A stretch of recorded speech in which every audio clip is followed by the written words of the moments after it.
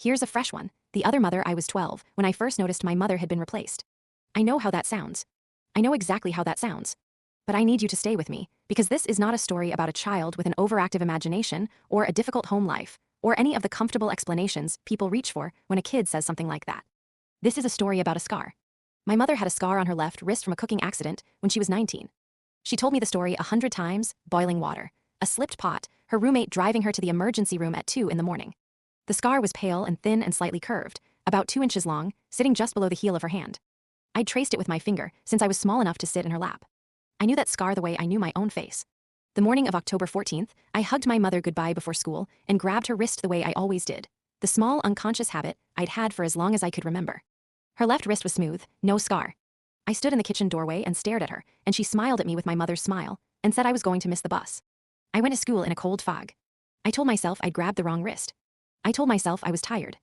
I told myself every reasonable thing a 12-year-old could tell themselves. But I knew what I had felt. For 2 weeks I watched her. And here is the thing that is so hard to explain: she was perfect. She made my mother's recipes. She laughed at my mother's jokes. She knew every story, every habit, every small private thing that only my mother would know. When I got a bad grade on a math test, she said exactly what my mother always said: "It's one test, it's not your life," in exactly my mother's tone. She was indistinguishable.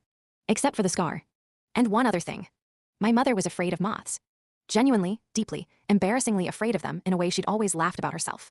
If one got in the house, she would leave the room and make my father deal with it. It was a running family joke for my entire childhood.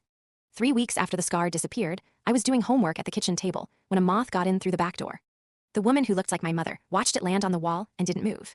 I put my pencil down. She turned and looked at me, and something crossed her face then, fast, almost too fast to catch, like a channel changing, and she made a sound. A small theatrical shudder. Put her hands up. Said, "Oh, you know, I hate those things, get your father." But she hadn't flinched when she first saw it. There had been 2 full seconds before she remembered to be afraid. I went upstairs and sat on my bed and tried to think clearly. I was 12. I had no framework for what I was experiencing. I did what 12-year-olds do. I said nothing to anyone and lay awake at night running the same loop over and over. Scar, moth, scar, moth. It was my grandmother who finally broke it open. She came for Thanksgiving that year, my mother's mother, a sharp, small woman from rural Pennsylvania who had always looked at the world like she was expecting it to try something. She and my mother disappeared into the kitchen the way they always did, and I sat outside the door and listened. 30 minutes later, my grandmother came and found me in the living room.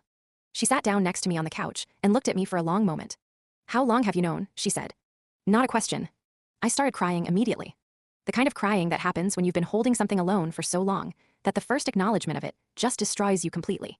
She put her arm around me and let me go until I was empty. Then she told me. My mother had a twin. Identical in almost every way, except for one thing: a cooking accident my mother had at 19 that her sister had not. They had been estranged since, before I was born, over something my grandmother described only as a very old and very serious thing that she would not elaborate on. My mother had never told my father. Had never told me. Her sister's name was Claire. Claire had shown up at my mother's office in late September.